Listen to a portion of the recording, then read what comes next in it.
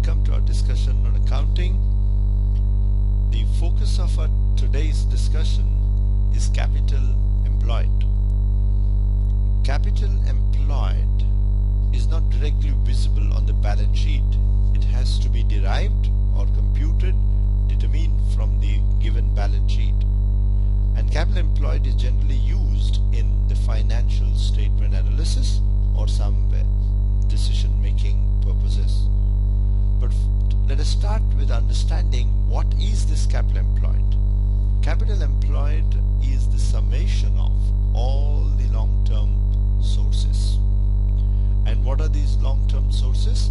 The long-term sources are capital, equity and preference, reserves, and the long-term liabilities. So capital employed is the summation of all the long-term sources. And capital employed can be calculated or determined from the sources side or from the asset side. Capital employed is equal to, from the sources side, is equity plus long-term debts, whereas from the asset side is the total assets minus the current liabilities, total assets minus current liabilities, or non-current assets plus the net working capital, which is excess of current assets or current liabilities. Let us take an example to understand that. This is the balance sheet of one of the largest companies of India, that is Reliance Industry, and the balance sheet is as on 31st March 2011, and sources are 284,900 crores, and corresponding assets are also 284,900. So capital employed we can calculate from the sources side as equity plus the long-term debts, or we can calculate from the asset side as total assets minus the current liability, or we can also calculate it as the non-current assets, which is net block plus working progress, capital work in progress, plus investment, plus the net working capital, and the net working capital is current assets minus current liabilities. So one has to calculate or derive that capital employed from the balance sheet. What to do with this number? The capital employed can be analyzed or understood by understanding the composition of capital employed, or by seeing the amount of the capital employed. When we say composition, the composition is either debt or equity. Is the company financed by the debt or equity?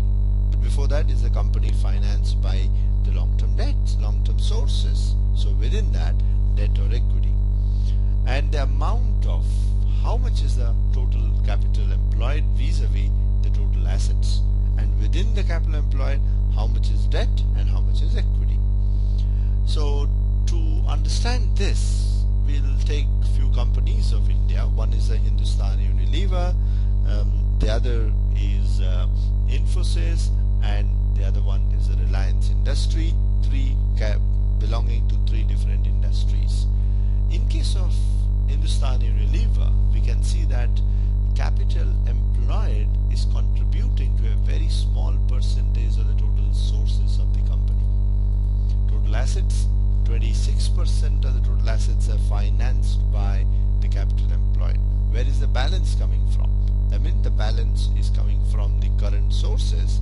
That means the company is depending on the short-term sources, not on the capital employed, which is a long-term source. And later on, when we see the short-term sources, we'll come back to the Hindustan Unilever. Whereas Infosys is just the reverse. Infosys depends on 84% of the total assets are financed by, around 84% is financed by the capital employed. And what is this composition of the capital employed? In case of Infosys, no long-term borrowings at all.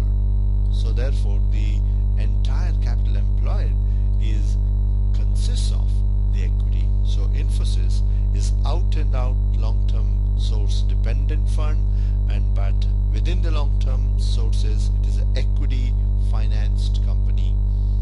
In case of Infosys, in case of Reliance also, we have quite a significant part of the assets are financed by the long-term sources.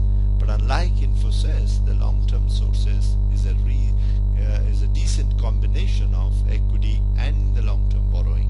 We can see that equity and long-term borrowings are there throughout the year, all through years, though the amount of equity to debt to equity has come down over a period of time. So some companies are dependent more on the short-term sources, and some companies like Infosys, HUL, and Infosys, Reliance, and many other depend on long-term sources. And within the long-term sources, the combination of debt or equity may differ. So to understand the combination, we'll see the debt-equity ratio, which as mentioned already, Reliance has a debt-equity ratio of 0.6, 0.4, and 0.46, whereas Infosys no debt at all. So capital employed as a concept tells us that whether the company is dependent on the short-term sources or dependent on the long-term sources. So the financing decision, and within the short-term, long-term sources, whether it is dependent on equity or a debt is another question. So the capital employed is one of the important tools in the hands of the management analysts to understand the financing decision, and the ability of the firm to meet the long-term sources or long-term liabilities can also be analyzed by seeing the capital employed.